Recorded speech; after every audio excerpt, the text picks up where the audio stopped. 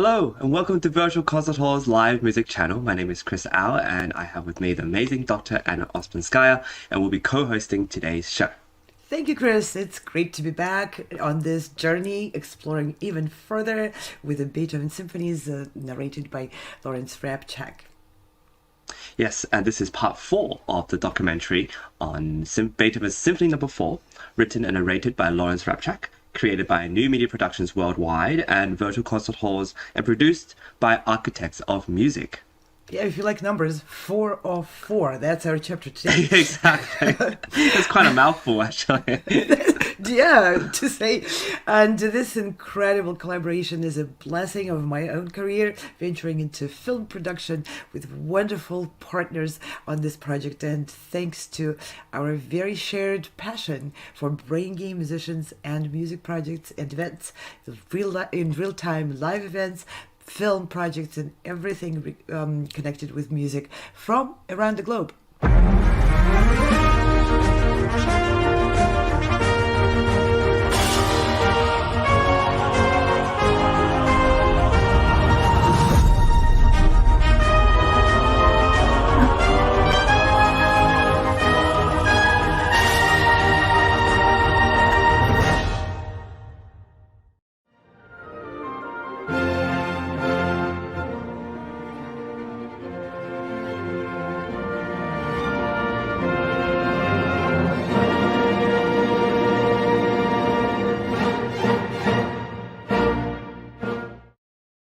I remember when I first learned this symphony. It was in the springtime. I had just turned 15 years old, and the dreamy, wistful, romantic feelings that usually surfaced around that time of year were really heightened by this exquisite second movement, the slow movement of this symphony, and its simple, intensely yearning main theme, which is essentially nothing but a descending scale in the key of E flat major, like so.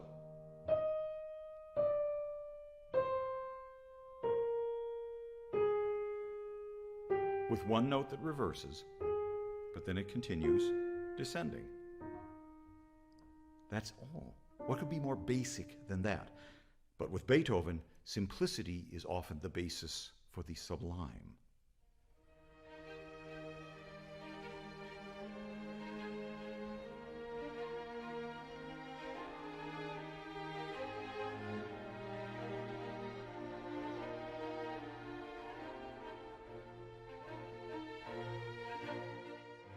And E flat major is now the tonic key of this movement. And you heard the lovely melody descending, and then it begins to ascend into the dominant key of B flat.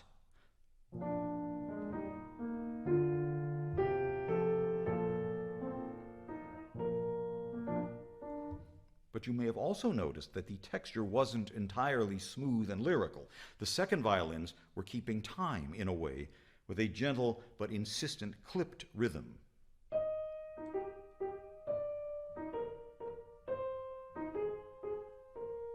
Sort of a pulsation. More on that in a bit. Still, the overall character is so lovely. In fact, it recalls the popular Viennese serenade genre, which flourished under Mozart. The serenade for wind ensemble, so fashionable to accompany a late-night moonlit rendezvous under the balcony in the garden and whatnot.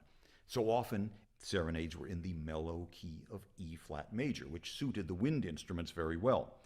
For instance, this exquisite serenade by Mozart, which also begins with a descending scale melody in E flat major.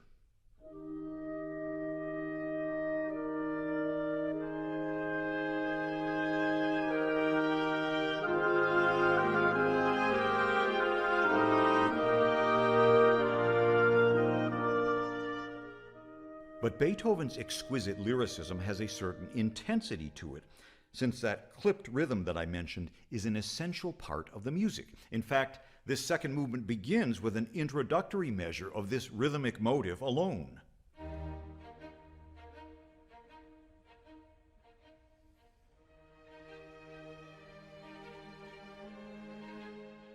And as the gorgeous main theme reaches its climax, it is crowned by this same rhythm, now played by the full orchestra, complete with trumpets and timpani and sounding very martial and majestic.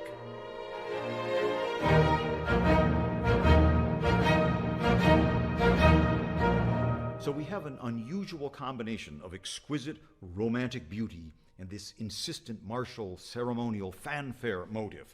And that same martial rhythm now softens, and it almost breathes or pulsates along with our lovely melody.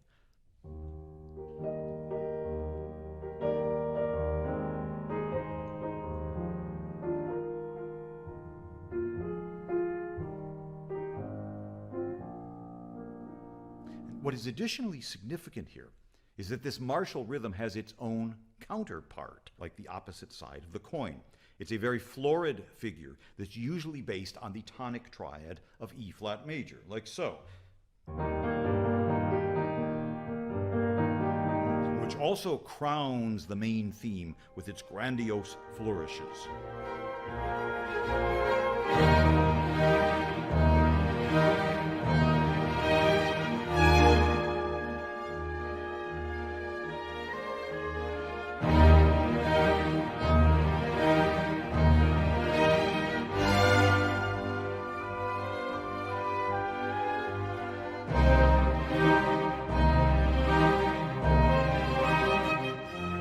This passage is very unusual. It's thrilling in the way that it sweeps you along with unison trumpets and timpani marking each beat.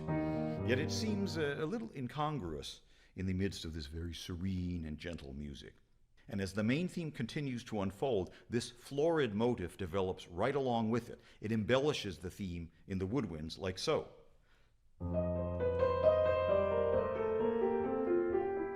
It's still very smooth and legato, but then it switches to a much livelier staccato.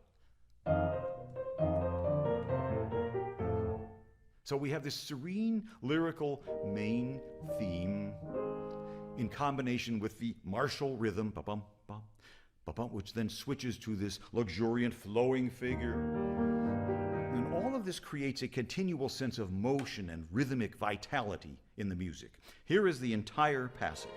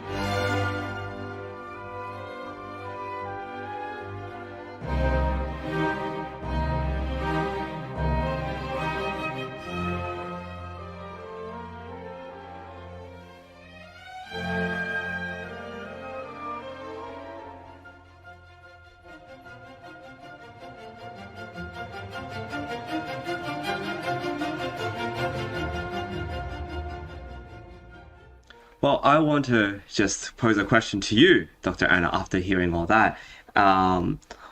What do you think is the purpose of having a second movement? Because we've done the Beethoven 5, we've done the Beethoven 6, and then we're doing Beethoven 4th Symphony, and I want to ask and pose a question as to what the purpose you think, maybe philosophically, because we were talking about that previously, what's the importance or the philosophical significance of a second movement?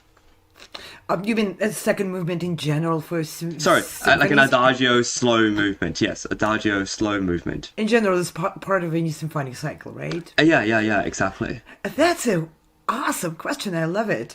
Well, of course, we can go into the history of how the symphony as a music form developed. It wasn't created. It developed over a course of a couple of centuries. Yeah. As a form which fit, the performance stage of the time and fits the expectations, frankly, of the audience, and also creates a sort of a grid for the composer to lay down their ideas for the large works, making a parallel with literature. It's certain parameters which make it a novel, as opposed to a short story or some other genre in literature. And just like in any narrative, you need to kind of look at the symphony as a whole, as a structure, as basically a grid for a particular type of narrative. Just like we were talking in the previous program about the grand scope of imagery and philosophy and history and all those elements being all channeled into one long symphonic production when the composer works on the symphony. So the composer kind of decides on what they're going to write, obviously, before they put the first note on the paper. And, symphonies are larger works, take longer time, so usually composers don't write them on napkins. They plan it ahead of time and they prepare materials just like writers of the novels. When I was a kid, I was so fascinated with writing and language and all of that, no less than with the music. And in my naive 9-year-old, I thought, okay, well, you write a novel like this, you open a notebook and you start writing it and they just keep going. And that's, it's a kind of childish perception of it, which, a lot of people carry into the adulthood and unless they try to write a novel. So, but if you do, then you find out that's not how people write a novel. They create a general idea and then they collect materials for it, in multiple notebooks. And then they sketch the characters, then they sketch a plot of the story, and then they put it all together. And the actual writing of the words of the novel come as the last stage of creating a novel. Same with the symphony. Now back to the slow movement. The simple answer of it is any piece of art needs to represent real life, otherwise it's going to be unrelatable. And of course, one of the very big and important aspects of life, which we all live through, is variety and contrast. Yeah. So we, every day or every month, if you look, if we compare a symphony to one person's year of life, if you just look back at the past year of your life, you'll have a lot of contrasts and a variety of events that happened in there.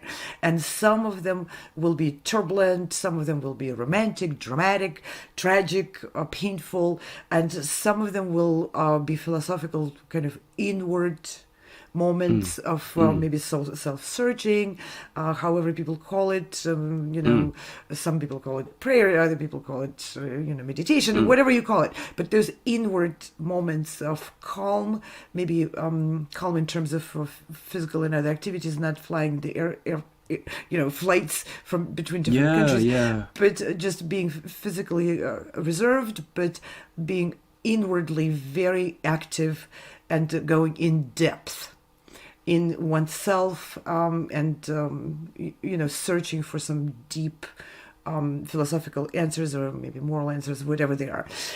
So I would say the slow movement of any symphony is the representation of that deep inward look into the emotional and various emotions and exploring them in depth. That's that's a fantastic answer to my question. Yeah, I really agree with that. I think it's a chance for the composer to really expose and express his inner self as a musician, as an artist. It's also a way for us to also dive into that. I really think, for example, you have a composer like Schubert and his second movements, and you compare it to perhaps Beethoven and his second movements, and even as early as in his Opus 7 piano sonata, there's his second movement in there where you see this. It's representative of something much later, where there's like a philosophical, universal way in which he expands time and space, and it really reveals the inner self of the composer. You have certain slower movements, perhaps, of a Chopin sonata, which again are very, very different. And they all sort of serve to, as you say, express what's inwardly perhaps troubling them, because the outer movements tend to have a bit more of that extroverted, striving, moving forward, and brighter perhaps energy that is intended to draw the audience in. It's like, okay, come on, let's go on an adventure together. But then during this adventure, you have to take some time, and there's the moonlit night, and you're thinking about whatever you're thinking about. And I think that's why it's quite significant. No, I really love that answer. It's fantastic. Yeah. So, and the slow movements, as a professional musician, slow movements usually make me feel like I'm touching something really significant and really also very intimate about the composer. Right. And one of the very hard things for any performer is to find the right tempo for the slow movement, because it needs to have that sense of slow motion or no motion at all, because they're not the outer motion which is the focus of the slow movements usually, but the inner workings, the inner emotions, and the devil is in the details in there. So slow movements pose a very particular challenge, and a lot of times people say, well, it requires maturity to play slow movements. Not necessarily. Some young musicians are really able to connect with it. It's just reflectiveness, and it requires from the artists just that inclination to self-reflection and to just quieting everything out and being with yourself, and that's what the slow movements are.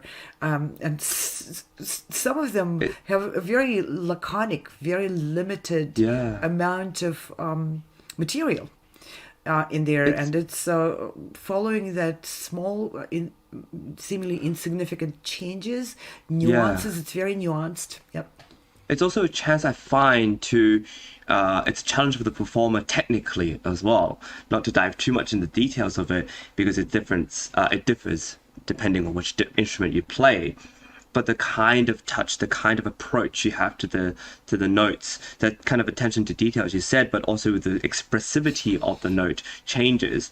A certain legato phrase, or a certain staccato, or a certain accompaniment, just like in this symphony with the accompaniment, it serves a different sort of purpose when you know that there's this descending theme that comes down. I mean, of course, there's this martial theme, but then this intensely yearning theme also comes in. And how do you balance that? How do you express that amongst the accompaniment? And I think that's wonderful. I've always really enjoyed playing and studying the slow movements of a piece. I find it's just a wonderful thing to do.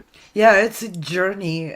Every slow movement is a very special journey for musicians to really be able to connect on that level with the piece and with the audience, and not to be splashy and outgoing energy. A lot of less motion outside, more room for deeper movements inside. But then it needs to be so captivating in the performance moment that you don't lose your audience. The audience needs to be yearning instead of yawning. Yes, yearning and not yawning. The not intensely yawning theme comprised of a descending scale. Yeah, Wow. and when you have not much more than just a scale, and it's incredible how Beethoven really makes so much out of so little material in there. But it is a challenge for the listeners, for the audience to connect. But once you do, it's inviting that outer piece.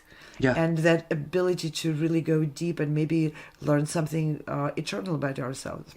Because it is connected to the outer movements in a philosophical or a narrative way. And I want to just end with a thought about the way we use silence, even in the slow movement, and the kind of rests that you use, or the kind of breaths that you take. It's very different. I think also, just to put this further out, it's sort of like when you watch an opera and then you have all these outer movements, a lot of action, a lot of drama, and then there's like the solo arias or the duets, and then those silences, the accompaniment, the whole atmosphere changes. There's I think some of the most famous arias we know are slower arias, and and the operas that follow it. It's this really, like you said, a call to be introspective, and when we do that, we find our inner humanity, and it's sometimes a lot more beautiful than we believe, or tragic than we ever thought possible. And I think it allows. I think it's one of the most beautiful things of our art, that we get to suddenly dive into these sort of slow movements, and because of the lack of words spoken, everybody can bring in their own yearning, perhaps. Yeah. That's a great way to put that. And with this, we reluctantly are going to say goodbye to this slow movement. And the next program will be dedicated again to Beethoven in action. And, Absolutely. And that's, we want to give a big hand to our team and our collaborators for making all these films and documentaries happen. New Media Productions, Virtual Concert Halls, Architects of Music, and of course the amazing narration of Lawrence Rapchak. I think we've spent so many episodes just praising him that hopefully he realizes how amazing he is, and he'll continue to do more for us to enjoy. Yep. And hopefully Larry Rapchak has, I know he has a lot of plans, so hopefully he'll get the support to produce more of such narratives. These are, I dare say, these are classics. Yes. Like, some stories, some books just make it eternal, timeless, and this is timeless, just like the greatest music by Beethoven. And I want to also invite everyone to check out more events and productions coming from virtual concert halls and from progressive musicians, from the Sound Espressiva and Call Orchestra. We have a season filled with events, and we're bringing a lot of richness from musicians around the entire world. Join us for Music and Musicians from Around the World daily show, and bring your own art, your own ideas, your own projects to us. We are here. We're a growing community of artists and art supporters from around the entire world, and we are here to present your projects. Get in touch with us, and let's talk about what we can do together. These shows are usually very exciting, and we get to learn something, and you get to showcase your art and your knowledge and your insights. And with that, thank you for joining us today, and we'll see you next time for part 5 of our Beethoven 4 documentary series. See you next time. Bye. No matter where you are or who you are, music connects us all. We started with a dream, but now we are paving the future. Welcome to the Sound Espressiva Global Competition. Fully virtual, yet bringing musicians closer together than ever before, now on a global scale. True live, inclusivity, diversity, connection, community, an extraordinary array of judges. Get noticed by companies all over the world. Prizes, scholarships, performance opportunities. Apply to be a part of the most exciting congregation of artists, like nothing you've ever seen before. We guarantee quality and leave no musician behind. We can't wait to hear you on the virtual stage.